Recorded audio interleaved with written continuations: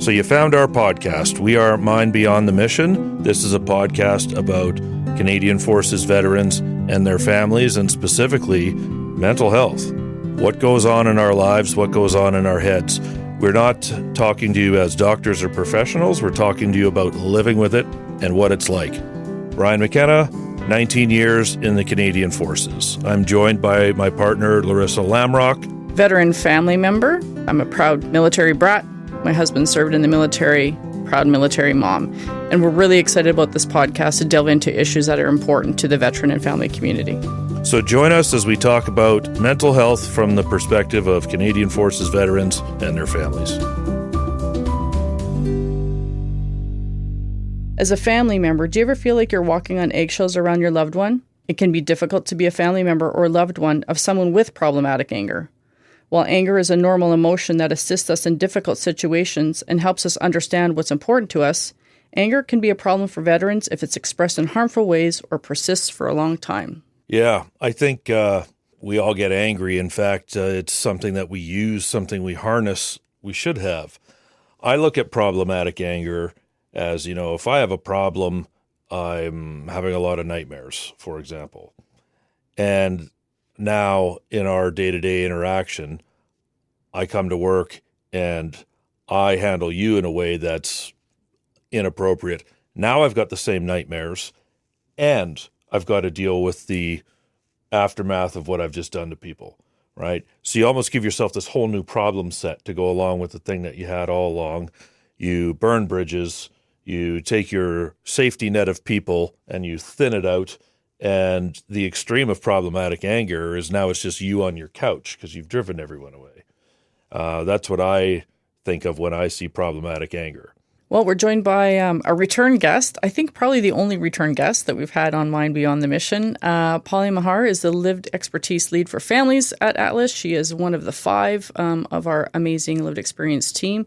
So, Polly, we're happy you can join us today to chat about problematic anger. I know it's something that you have experienced. I know you are kind of an advocate for creating more awareness around it. So, what's maybe we'll kind of toss it over to you. What do you see as the difference between problematic anger and, I'm using air quotes, regular anger?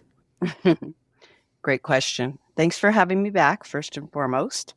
I feel privileged. So, what's the difference? So I'm going to give you a couple scenarios that happened in my home when I realized that anger was a problem.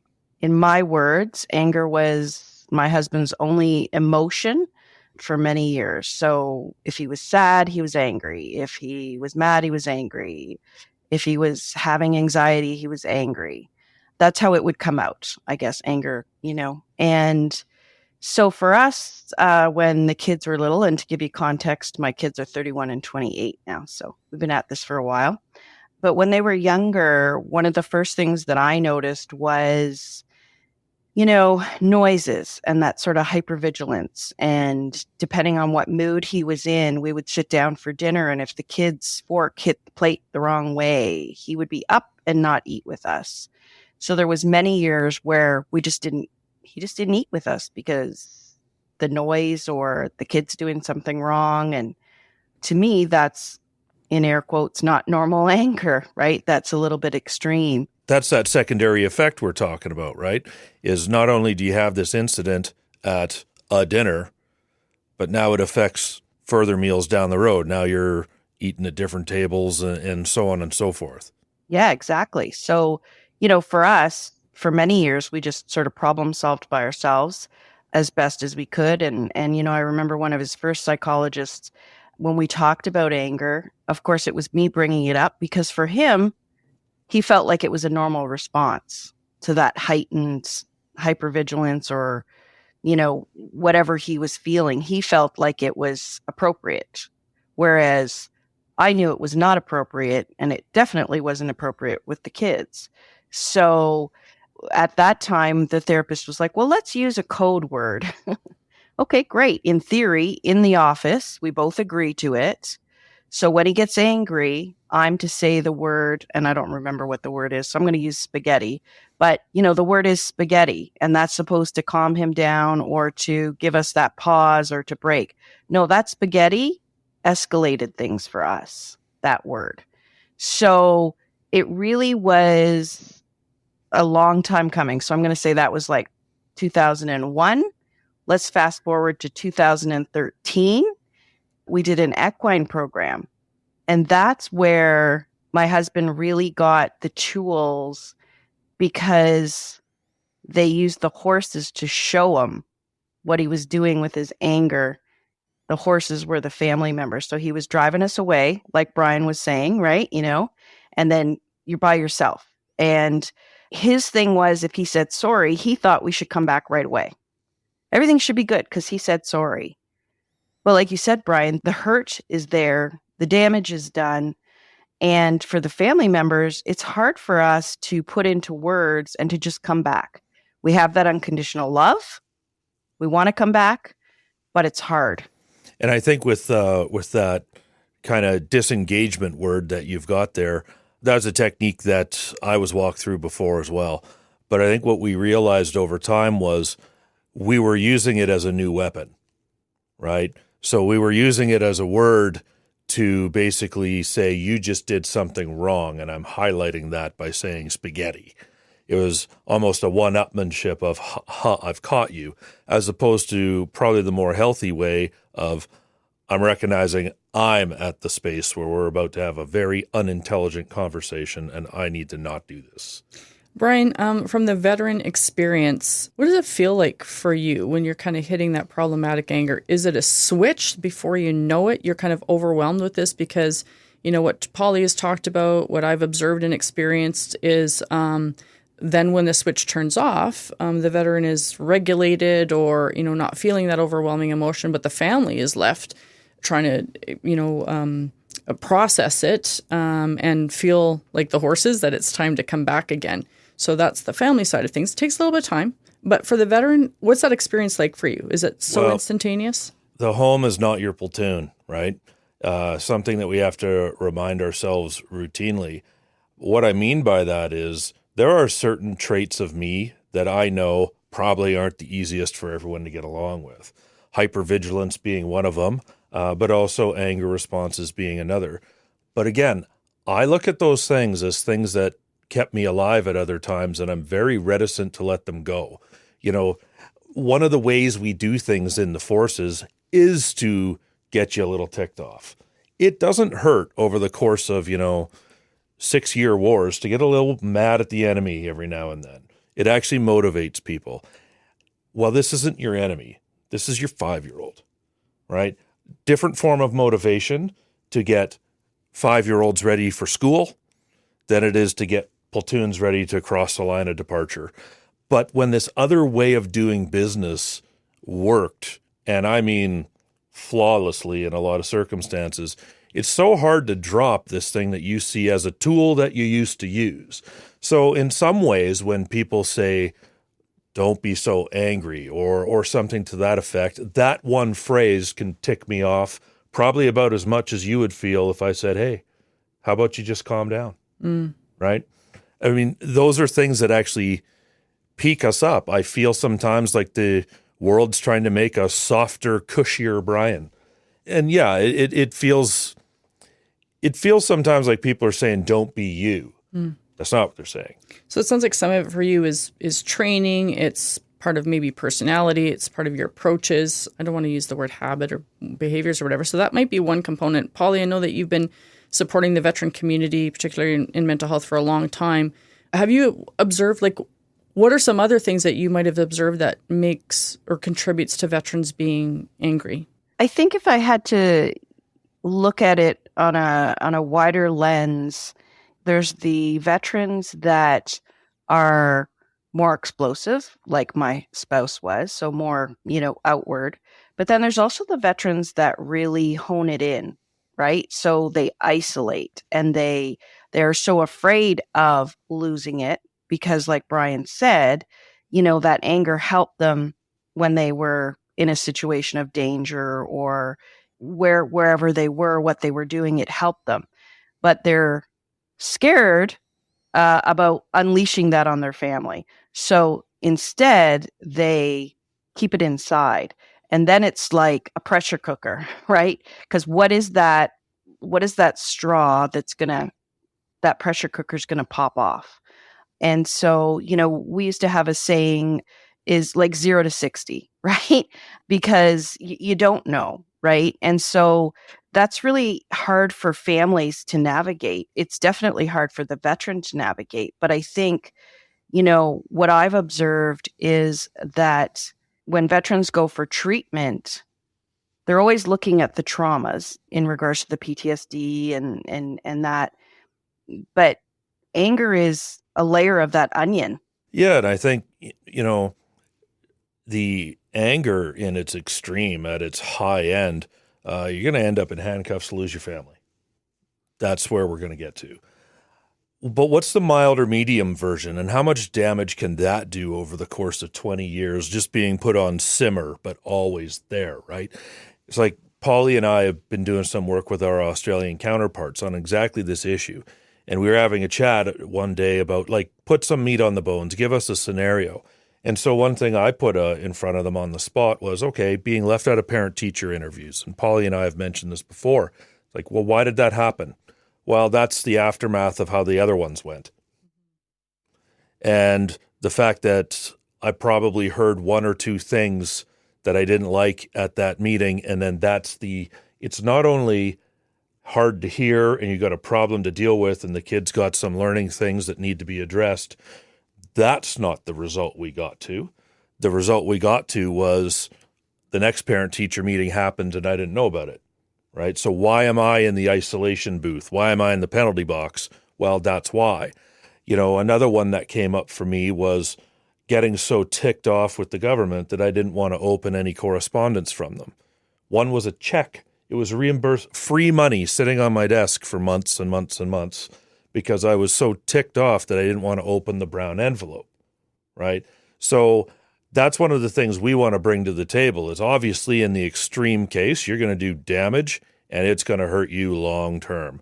You're going to suffer. But what's the medium to mild effect of having this thing constantly brewing in the background? It does a lot of sustained damage over time.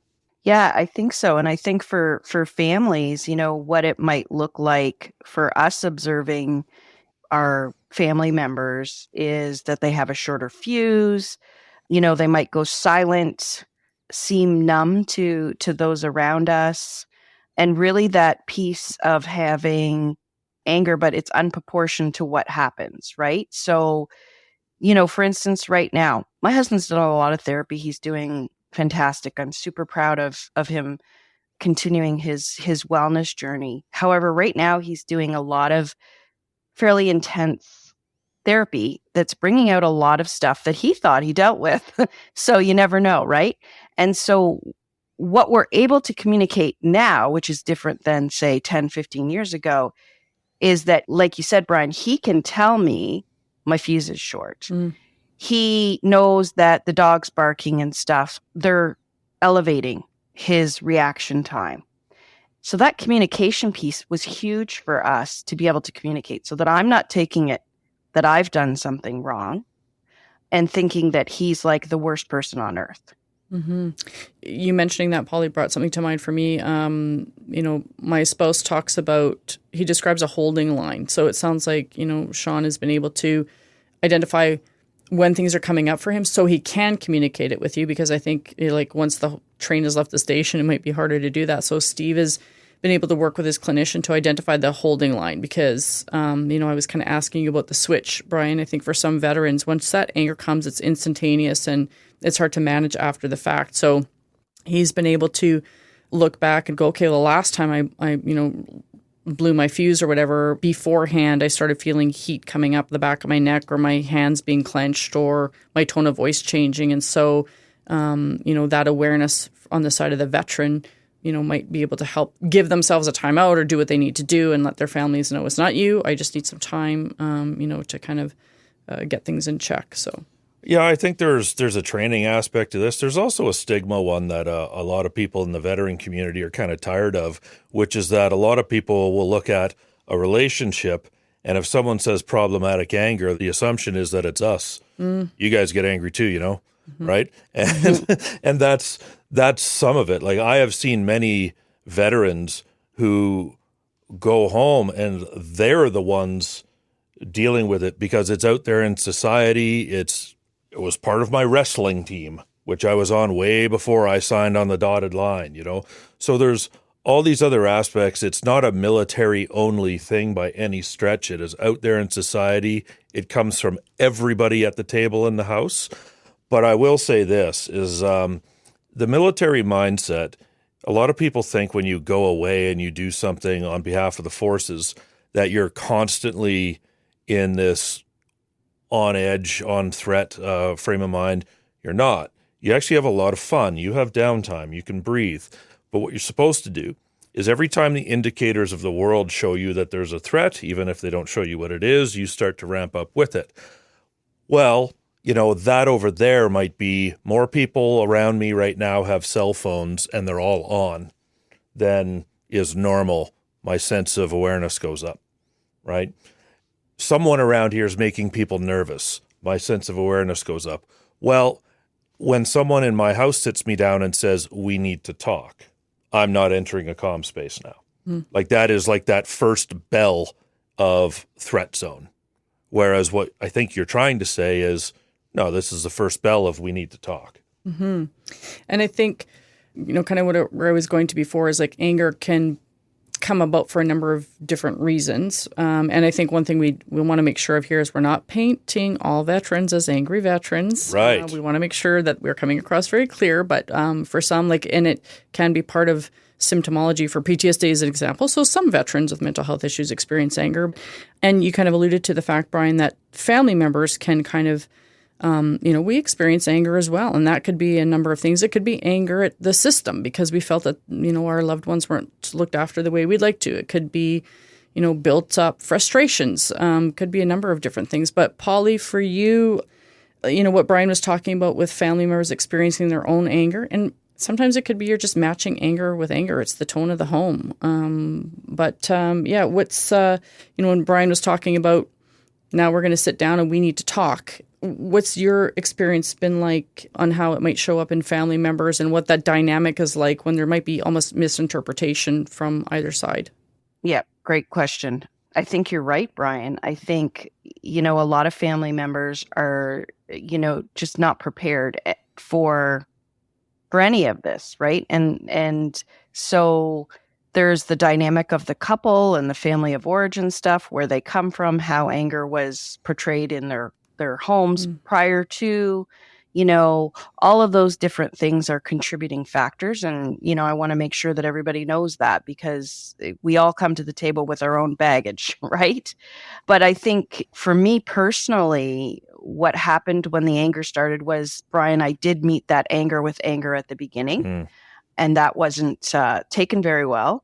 So then I met the anger with shutdown. So I would just totally shut down, which would actually, in my case, for my spouse, make him more angry, right? Because I couldn't talk, I couldn't whatever. So then it became this disconnect, and he would, in his words, he would make stuff up in his head that I was thinking because I wasn't talking, right? So that was a problem. So it really was about, again, us finding that happy medium that worked for us. And I think it's different for everybody. But I think as a family member, I have to be aware of what's upsetting me today or what am I carrying today? Because, I'm middle-aged. I've got a lot of stuff going on with my own body and stuff right now, right? So that's a switch, right? And so now what I have to be aware of is I have to tell my kids, my husband to say, I'm not in a very good headspace today. So, if I'm bitey or I'm abrasive or whatever, I don't really know what's going on, but I'm just trying to give you a heads up, right? So, and vice versa. Because, for instance, just last night, I made dinner. I was a little bit later coming home, and my husband called me and he said, can you pick me something up to eat? And I was like, oh, you didn't like what we made for dinner. And he's like, no, it's not that I don't like it. It's just that right now I'm angry. I'm in an angry mode and I don't want it because it reminds me of something. And so can you pick me up this? That's the first time he's ever been able to make that connection, because he does have issues with food and smells and things like that. Mm-hmm. But for me, it was great to know, because I was like, well, what do you mean you don't like what I cooked? Right? You've eaten it 10, 20 times before. What's the problem today? Yeah, that's interesting you bring up the food. Like, I'm nervous of this conversation. 20 minutes from now, we could be talking about this, because I used to play a game with my kids in the grocery store. I could not go to the butcher aisle for a long time. Even now, there are days where I change meal plans based on what I think I can smell. And so we would go to the grocery store with this list. You got 12 things to get. And I'd make my kids go get half of them. And they were always the stuff that was over there. So you can imagine how that went at home when I was sent out to go get chicken thighs and I come back with pork loins. It's like, well, but guess what? We're going to have to make whatever work out of what's here on the table and what's in those grocery bags, because that's all I can do right now. Mm. And I think if you can find ways to communicate that, like we always use communication, solve it with more communication. Communicate what? Exactly. What message do I need to get across that's not going to tick the other person off, but is going to convey that I'm already starting with a short fuse here today, right? And that's one of the things that I actually think we do a fairly good job of. When we hop on meetings together, we'll probably do it good because we've learned the hard way by doing it bad, but we've learned like, hey, this weekend stunk, just letting you know. So today's probably not going to be the best. And as blunt as that can be, I think that does level set us to get the most out of the day we can with the space that we have. I totally agree, Brian. And I think, that's where we talk about this communication, and there's, lots of different programs to go out there. There's couples therapy, there's family counseling. And really, I know it can be daunting, but the more resources you keep on the table, the better the communication and things are going to be. And it doesn't have to be long drawn out. Like just the fact that my husband was able to articulate and be honest with me last night just gave me a sense of like, oh, okay, I understand this now. Thank you. And then we were done, So it wasn't this big drawn out anything. And I think as well, Polly, like, again, back to communicate what exactly. Like the last couple of days, I haven't slept well. I told the people I'm working with that because probably not a great day to bring up a new project or harass me about something that's late. Today is a better day. And so that's one of the things I think that I've learned definitely the hard way is what exactly do I need to get across? And it's like, guys, I'm not playing with a full deck this morning. Well, and maybe, you've asked the question, what do I need to communicate? And I think that can be overwhelming for a lot of us because we feel like we have to go into this long, drowned explanation, as you were saying, Polly. Like, you don't have to go into the nitty gritty and the how and everything else. It's just that superficial thing. Hey, just flagging. Today's not a good day. It's me. It's not you. That kind of thing. I think. And just what you explained, saying you're supposed I couldn't make it to the butcher aisle today. It's not that I wasn't listening to you or didn't care or, you might have had a plan for the week, but this was my capacity. And I think we tend to internalize things. Like if we don't have the answers, it must be me. There must be something that I did that upset the other person. I remember, at one point in time, I used to tiptoe across the kitchen because I thought that, by walking too heavily or missing something that I was going to upset my spouse. And a lot of the times the anger wasn't even about me. As awesome as I am, not everything is about me. So, Polly, I wanted to ask you, you touched on a couple little things, but is there anything that you've used within your family to learn to cope with problematic anger, or maybe you've observed in families that you've supported, from the veteran side or the family side, some things that people have used to cope with problematic anger? Yeah, so I think for us was, going to the equine program together, because it also, even though it was him and I that went, our kids benefited when he got home because he understood more. So he, even though the kids maybe couldn't articulate or didn't articulate what they were feeling, he could articulate things better, and he could take things less personally. When we speak about personally, we also did family counseling at one point, and that was more related to me. And I think that anger piece, I don't know whether it was anger that I was feeling, but I was feeling a lot of overwhelm when I would come home and everybody would be at me. And so it was like this 20-minute rule that you couldn't talk to mom for 20 minutes when she got home from work. And, we still do that today, in that they'll look at me and say, you're having a day or whatever, like, we'll give you your 20 minutes. So really those tools, as well as, the veteran or the other partner taking a time out. Like, it's okay to say, time out, I need a pause, and then be able to come back to it a little bit later. And again, it's not about having a long drawn out conversation and solving all the world problems in a day. It's just about being able to validate each other's feelings. I'm not having a great day. This is why. And, again, the more that the veteran understands about themselves, the more that the family starts understanding about themselves, they're better able to communicate these things together. One thing my doctor walked me through many years ago was almost like a grade school matching lesson. Like, when you're trying to learn the colors in French, they write them in English on one side, the French ones, and you draw the lines. So we literally did that. But one side was emotions, and the other side was events. And his point to me was that what he wanted me to do is not try to drop anger or drop guilt.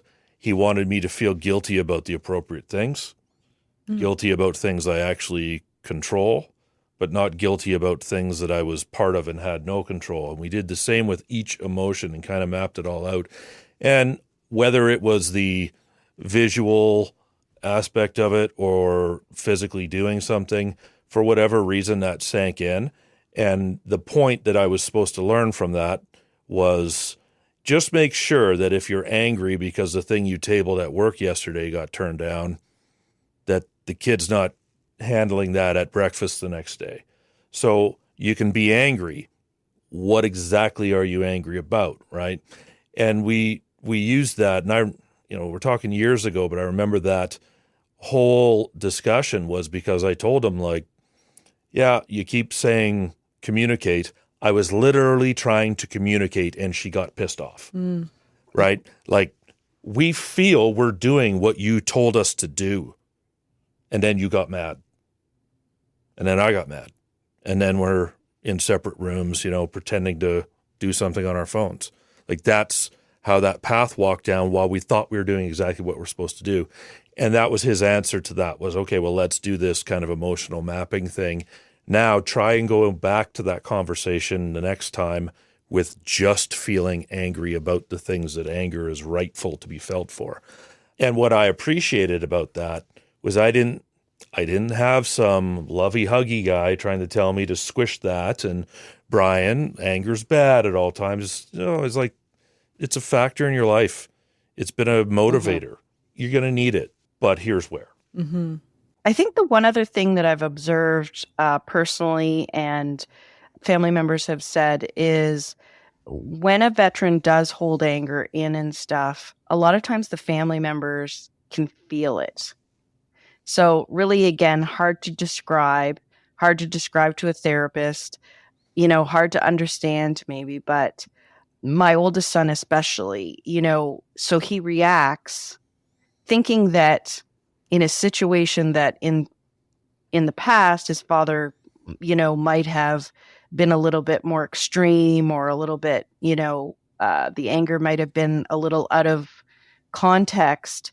And now he's not having that reaction, but my son is still feeling it. So I guess, I just want to say that for family members, again, it's really important that we get the help as well, because this residual can sit with us for many years and that it impacts our life moving forward. Well, one thing I've seen in the reverse that happened a lot with me and other friends of mine has been, lots of things happen from the military that affect the whole family. And even in the veteran side, you put in a claim for something and it's struggling for 25 months.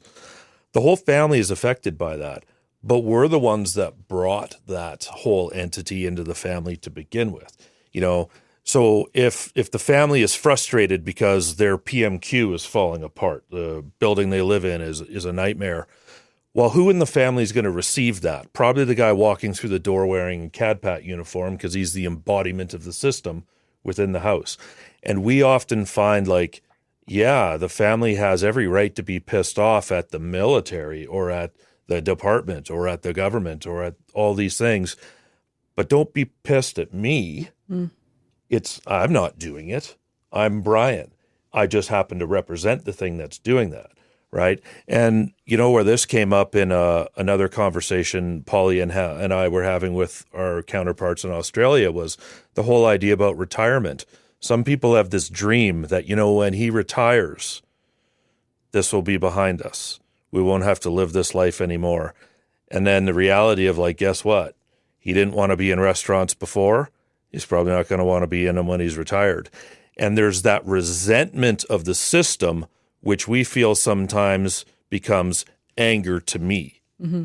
You go home and we often hurt those that are closest to us the most because it feels like they're kind of a safe place. And that's unfortunately sometimes where those things come out. It might be anger, frustration related, things that are completely unrelated to the home, but that's where you let your guard down, I guess. It could be things from past experiences that you're feeling angry about. It could be things that are going on currently and such. And so I think it's probably important to work with someone at some point to kind of pinpoint what the source of that is. So, Polly, through your experience, what would you kind of suggest to someone who suspects that anger might be problematic? We've talked about kind of that when it starts impacting relationships, maybe workspace. The term road rage is one that's familiar to some veterans and families. Or you think that your loved one might be experiencing some problems with problematic angers. What would you say to those folks?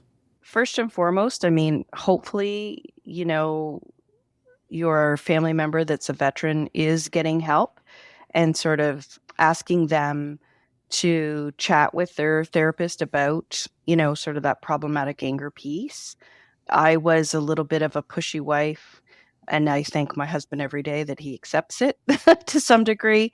But I would go in and do check-ins with his therapist every 6 months or whatever to say, this is what's going on, or, this is what I'm struggling with understanding about him.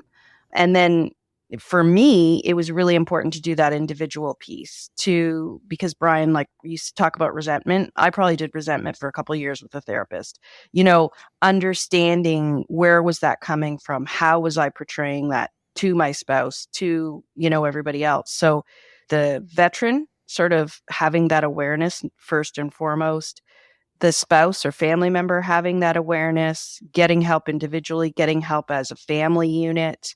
There's a lot of programs out there that are self-referral that you can look at. Equine helped us. It's not for everybody, but it was a less intrusive. My husband didn't really like couples counseling. He felt, that we were pointing the finger at him. And so, the equine program was more general. And be kind to yourself. There's no roadmap. We're all trying to navigate this journey really in silos. But as a community, by having these conversations and by saying what's really happening in our homes, by sharing it authentically, we can help each other. Well, there you have it. Thanks for joining us again, Polly. And we're wrapping up another episode, this one on problematic anger on Mind Beyond the Mission. Thanks, Polly. Thanks for having me. We hope you enjoyed this episode of Mind Beyond the Mission. If this conversation resonated with you or helped you in any way, I encourage you to subscribe to Mind Beyond the Mission wherever you listen to your podcasts, so you'll be the first to know when our next episode comes out. And if you know someone who might relate to what we've shared or could find it helpful, please feel free to send it their way. We're all on the same team. Plus, we'd love to hear what other topics you'd be interested in us exploring in future episodes. Brian and I have a lot of ideas and subjects we plan to dive into, but you, the listener, have probably experienced or thought of topics that haven't crossed our minds yet. Please reach out if this is the case. We're on social media at Atlas Veterans CA on most platforms, so please feel free to tweet at us, send us a message, or leave a review on this episode, and let us know what else you'd like to hear us talk about. Brian, it's always a pleasure having these important conversations with you.